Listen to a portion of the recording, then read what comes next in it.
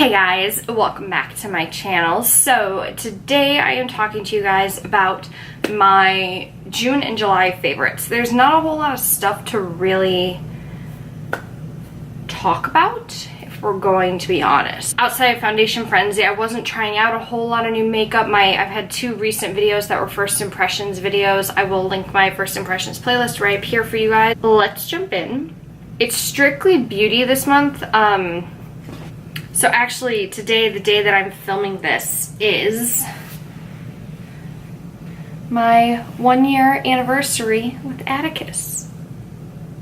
I brought Atticus home on July 31st. Well, today's July 30th, but by the time this video goes up, it'll be August. But I brought Addie home on July 31st. Anywho, ignore the cat tail. Nope, he's gonna go on the bed now. So yeah, there hasn't been a whole lot of brand new makeup. Some of this is stuff that I've been using, throughout Foundation Frenzy that I'm now back in love with.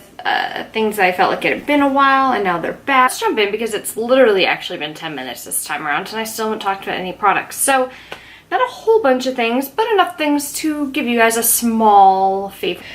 First off, something that is not a beauty favorite, that I have played legitimately on repeat since it launched in June. I've been a fan of Panic at the Disco and Brendan Urie since I was, God, what was that, freshman year of high school, 8th grade when that first album came out? Let's see, so when did that first album come out? A Fever You Can't Sweat Out, 2005, so that is 7th grade. That blows my mind actually that it's been, holy shit, 13 years of Panic at the Disco. What? That's half my life. Half my life I have had Panic at the Disco in it. I think it's fantastic. The song Dying in LA is my new like soulful jam and I love High Hopes. I think that's a great song. I think it's very underrated. Everyone's very all about Saturday Night and what's the other one? The Hey Look Ma, I Made It. That one is also very popular. Anywho, moving on from Panic, because I could talk about Panic for an entire video, trust me. Okay, let's jump into beauty things, shall we? Actually, let's cover the one non-beauty thing, and that is this. I bought this at Walmart, and this is my new favorite thing. This is the H2O On The Go 2.2 liters. I fill this up in the morning. I go to work. The nice thing is that the hole of this is just big enough that I can fit individual ice cubes in there. So this one's going to be going to live with me at work. I'm going to eventually get another one to use here at home. But yeah, there's that guy. He's like $2.50 at Walmart. I swear to God. I've just discovered Walmart. I like Walmart. It's fun to go to Walmart and watch people. I people watch at Walmart. That's the kind of life I live. Let's start with some foundations. I've got 3 of them here actually, and 2 of them shouldn't be a surprise. The first one is the Estee Lauder Double Wear Light Stay in Place Makeup in Intensity 0.5. This was my second highest foundation during Foundation Frenzy. This came in second, and I had someone comment on the video saying it's being discontinued. Why? Estee Lauder, why the hell would you discontinue this? I don't 100% know if that's true, so if that's wrong, you know, check me down below, guys. I'm not 100% sure, but why would they discontinue this? This is the top-rated foundation for Estee Lauder on Ulta's website, and the last time I checked on Sephora's as well. Why would you get rid of one of your top-selling foundations? Maybe to expand the shade range. That I can understand, like you're not discontinuing, you're adding more shades. But why would you get rid of it when so many people love it? I get that it's to create the panic and you have to go buy it now, but I'm not buying another one of these. I loved it, but I'm not buying another one. If I'm going to buy another tinted moisturizer I know I love, I'm going to buy the NARS one. But that makes me really sad. So if you guys are looking, I hate that this is casting one hell of a shadow here. So if you guys are looking for a tinted, fudge a duck. If you guys are looking for a tinted moisturizer and that's kind of where you, Atticus will just be chilling over here, chilling like a villain. But yeah, this is fantastic. Again, the top rated foundation should also not come as a surprise that it's in my favorites for the past 2 months. It was so hard to film all those videos and not tell you guys that this was the foundation I was wearing. Sometimes it was the NARS one, but usually I'd say 90% of the time if it was an actual foundation and not that Estee Lauder one, it was this guy. This is absolutely incredible. The shade range is great. I have no bad things to say about this foundation, except I probably need to buy a shade that's not quite this light for me to wear in the summer. Probably need like N10 instead of P10. And something that's gonna be a little bit surprising, it is what I am wearing. It is what I am wearing. It's what I am wearing today, and it's this guy. Now this guy didn't end up super duper high on the scale. If I remember correctly, it was somewhere in the middle. But this is the IT Cosmetics CC Plus Illumination Cream in Fair. And I'm not the biggest fan of the original CC cream formula. I don't know why. Everyone's like, this is full coverage. No, neither of these are full coverage. But I've been reaching for this a lot lately. I think somewhere in my deep soul, I know that if that Estee Lauder one's being discontinued, I need to find a new friend, and this guy is what I latched onto for some reason. So yeah, that's the thing. I don't really know why. I have been. I did it today. I'm wearing it right now. It's been working.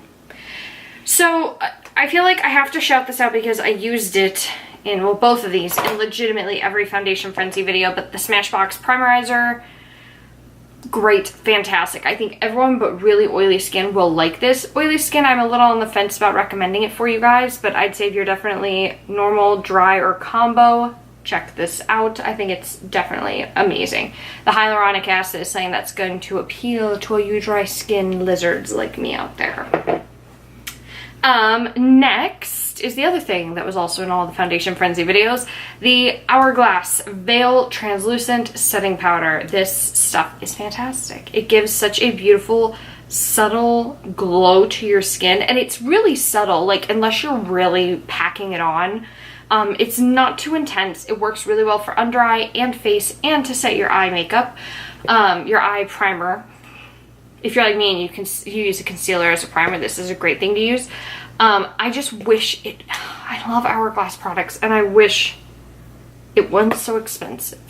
I am not looking forward to having to repurchase this because this is about a third of the way empty now after all of that. So I do like that the dispenser kind of keeps you from wasting product, but I will be sad when this is gone. Another powder that I've been pulling out ever since the Foundation Frenzy videos, and I don't know why, maybe it's because I looked at it and I rearranged some makeup and I went, I haven't used this powder in over a year. Let's use it. This is the Kat Von D Locket Setting Powder. This is the translucent one. This is fantastic. I do have a backup of this. I think at one point this was my holy grail. I think it was like my Best of Beauty. I don't even, ooh, caught you.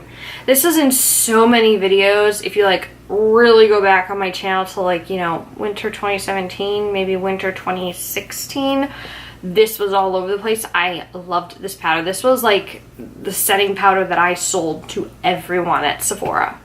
It's fantastic. It's a good price. You get a lot of product in here. This one you get 0.6 compared to this guy, which is 0.3. You get double the amount of product in here. It is matte, well, not mattifying, but it is a matte finish, kind of a natural matte, as opposed to this naturally radiant. So the other primer I've been reaching for a lot, and this is because I tested it with a lot of these foundations to see if a pore filling, smoothing kind of primer would work better with them, but my Tarte Clean Slate Smoothing Primer has also been something I have reached for a lot lately. Used it today. There's a serious like divot going on. This used to be all the way up to the top, and now it's about, it's hard to tell because it like scoops up onto the sides, but there's a decent amount gone. I'd say maybe a fifth of it is empty now. It takes a long time to use something like this up, I feel like. Something that I discovered during or right before Foundation Frenzy, and I tested this out with a couple of the foundations, and it is this guy. This is the Laura Geller Baked Balance and Glow Illuminating Foundation, and I have this in the shade Porcelain. I used this a couple of times with some of the really dark foundations to try and see if this will help lighten it, and it works for some of them. It kind of helps balance it out a bit. It's not like a miracle worker situation, but it works. And I just love that there's like a pink glow that goes throughout this because it just helps it blend with the pinkiness that's in my skin naturally for me. I think that this is a great formula in general. I wouldn't say it's like got great coverage in any certain way, shape, or form. So if that's what you're looking for in a face powder, this is probably not going to be what you want to use. But I think if you're looking for a good setting powder that also doubles as foundation, this is a good one to try out. He's really nice with all like the BB creams, tinted moisturizers, and all that stuff. The number one bronzer of this series. Dun, dun, dun, dun, dun, dun. The Makeup Forever Pro Bronze Fusion in 15i. I recently discussed this in my top 5 bronzers video, which I will link up there for y'all. This is a fantastic formula. I'm wearing it today.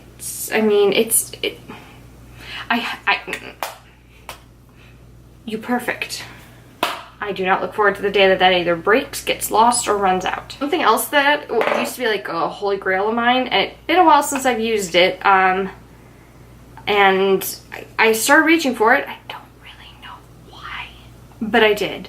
And that is my Milani Baked Blush in Luminoso. I'm not wearing this today, but for some reason, this screams summer to me. So I've been reaching for this guy a lot lately. It's just that really, you know, nice, is that even showing up? Nice peachy toned blush that just works. There's a reason why it's a cult classic. There's a reason why everybody was obsessed with it for the longest time. So I think it's worth checking out, or if you're deeper skin, there's other shades in the Milani blushes. Okay, let's talk concealers, and we're not going to talk about Shape Tape, because I think we're all sick of hearing about Shape Tape all the friggin' time. So I got 2 radiant concealers for all you homies out there. The first one is the Becca Aqua Luminous Perfecting Concealer. This is in the shade Porcelain. This is a little dark for me right now. It's like a perfect match for my skin. So I tend to use this on days, usually like today, but I didn't use this concealer today, but I usually pair it with BB creams, tinted moisturizers, just because it's lightweight, it matches my skin, so I don't have to worry about the contrast of highlighting my skin versus contouring it and all that jazz. I don't normally do that on those kinds of days. So this is usually the go-to concealer for that for me. It's been a while since I've used this. It's probably got bad. Oh no, this was good for 12 months instead of 6. He's probably nearing the end of his life though. But I'm starting to run out because I'm like scraping the side of the tube to get concealer out of here. So this guy, he's running out fast and I'll have to buy a new one, and that will make me sad. The other concealer, which is the one I've been pairing with the foundations, this is also very radiant. It's the Too Faced Born This Way Natural Radiant Concealer. I actually have this in 2 shades. This one here is the shade Fairest. I also have it in the shade Very Fair, which is more pinky toned. This is the more neutrally yellow one. And this is fantastic. It's a really nice formula. It's nice, it's brightening, it's hydrating. It is perfect for under the eye. I wouldn't necessarily say I'm a big fan of using this over, see that next to the Becca one, like night and day. I wouldn't necessarily recommend this on your eyes necessarily, just because this can crease kind of fast if you don't set it. And on your eyes, it's hard to like keep your eye closed and like shuffle around and try and find your powder. But yeah, love him. Been wearing him a lot. My go-to liquid lipstick color is not the lip color I'm wearing today. This is very dark and vampy. I'm feeling very fall today. But it is one from the same brand. So the one I have on my lips is a Smashbox one. It's in the shade Steppin' Out. But the one in the shade Fair Game has been like the go-to liquid lipstick for me this entire series. I wore the heck out of this during Foundation Frenzy and in general afterwards. It is such a great brownie nude on me. The other one, this would have to be the ColourPop Luxe lipstick in the shade Tiptoe. This is a little bit more pinky toned, just a hair bit, but it's still pretty neutral and it's still pretty cool toned. This is typically the lipstick I'm wearing. It's actually sitting in my little current use this tray on my desk here of like things that I'm testing and trying out. And it's in there just because it's go-to nude for me to grab. The Smashbox one lives in my purse. I've actually have 2 of them now because I finally found the one I lost. Because that's the story of my life. So one lives in the vanity drawer, the other one lives in my purse. So the next item I have is the ColourPop Mar Palette. I did an entire review on this collection last week. Took me a minute to remember what week it is. This is definitely the palette that I preferred out of both the Sol et Mar collection. I just spilled a whole bunch of eyeshadow on my table and I just cleaned it. But I definitely like the color scheme of this palette more so than the Sol palette. That's just what I've come to realize after playing with it a little bit more. I will link the video up there so that you guys can see the look I created with this palette. The other eyeshadow palette I've been using throughout all of Foundation Frenzy was in fact my Z palette. I really got a lot of looks done with this. I think it's because I wasn't testing a whole bunch of new eyeshadow products, so I was kind of reaching into this on the daily for some eye looks. I did recently post a video doing a tutorial with this. If you guys are interested in seeing another one, maybe purple, tell me down below. I will gladly do another one. We've got 1 more month left to use this before I switch this out in September, so give me the suggestions down below, guys. I will post this video. I will also link that video where I explained all the shadows in here and why I picked them. Right up there for y'all. Then I've also got 2 old face palettes I've kind of been reaching for a lot lately. The first one is this guy. This is the Hourglass Ambient Lighting palette. This has been around for ages. I love this palette. He's my homie. I will always go back to this palette. It is a great palette. It's expensive, but it lasts you a really long time. Like, I've made some serious dents in the middle shade right there, the one in Incandescent, and I made a decent amount in the shade Radiant Light, I believe is the one on the end here. Dim Light, but the other 2, I've made some serious dents and they're still going strong, so take that for what it's worth. And the other one I have is this NARS palette right here, which I believe is still available. This is the Bord de Plage palette, and it comes with highlighters and bronzers. I don't know, I have the Laguna bronzer, which is in here, but I do love the 4 highlights in here as well. I can make all of them work, and the dark one, which is right here, I'm actually wearing today mixed with the light one, so that is Rivage and Gallet, I think. I'm kind of confused with how NARS labeled their packaging. But yeah, this is a great palette if you're someone who really likes highlighters but doesn't want to buy a palette of just highlighters. I mean, look at that glow. Beautiful. So that's it, guys. That is everything for my June and July favorites / most used. So like I said before, if you guys have suggestions for videos, tell me down below. I'm obviously still playing with some stuff. I will have a haul coming in the next couple weeks. I'm waiting for all the boxes to get here. I have a problem. I am also going to talk to my hairstylist about videoing what happens when you bleach, when I get my hair done. Just because I think it'd be interesting to see what happens when you get your hair bleached, because I feel like a lot of people don't know the process, so it'd be kind of cool to video it, but I don't know if I have to get permission. I'm gonna have to reach out to them. I'm supposed to have an appointment on Saturday, but I might have to push that back another week. Always, every night at 10 o'clock on the dot, he puts himself to bed. He has bunched up all the sheets on the bed, and he's made a little nest, and he's ready to sleep. So it means if Addie's ready for bed, it's probably time for me to go to bed. So be sure that you guys are subscribed to my channel. Do it down below by hitting the subscribe button and hit the notification bell if you want to make sure you're not missing any of my videos. I post 3 days a week, Monday, Wednesday, and Friday. You can follow me on Twitter and Instagram at KOBeauty58 and on Musical.ly at babykateo. Atticus is officially my most... I just want to point something out. So I've only had Musical.ly for 2.5, 3 weeks maybe. Right now there is a video of Atticus which... How cute you are. Good lord. Have you lost your mom? Okay. It currently has almost 8,000 likes on it, and it's almost to 50K. And I just want to show it to you guys really quickly here. Look how cute you are. Have you lost your mommy? My name is Lucifer, and I eat souls. Well, that's terrifying. Can you see his tongue? He legitimately, the amount of comments on this, there's 100 comments on it now, and people think Addie's adorable. He's so fluffy. He's as dark as night. His eyes remind me of an anime character, and I'm explaining because he's just that cute. That ain't Lucifer, that's Toothless the Dragon. He is Toothless the Dragon, though. I want to get a Toothless pillow for us to snuggle on the couch with. I do own How to Train Your Dragon, FYI. I am an adult, and I did purchase both How to Train Your Dragon and How to Train Your Dragon 2. Who's excited for How to Train Your Dragon 3? Me! So, yeah. That is it. I am done. I'm gonna stop rambling. Like, subscribe, comment, right? That's all you gotta do is like, subscribe, and comment. It's not that hard. It's free. I'm not forcing you to do it. It's nice if you do it. It means I get more subscribers, and I feel like I've been stuck at like the low 700s of subscribers for like 2 months now, and it's driving me absolutely nuts because I was like, oh, maybe I'll actually get to 1,000 subscribers before the end of the summer. Peeps. Come on, guys. 1,000 by the end of the year. That's the goal right now. I want to get to 1,000 subscribers by the end of 2018, which would be mind-blowing.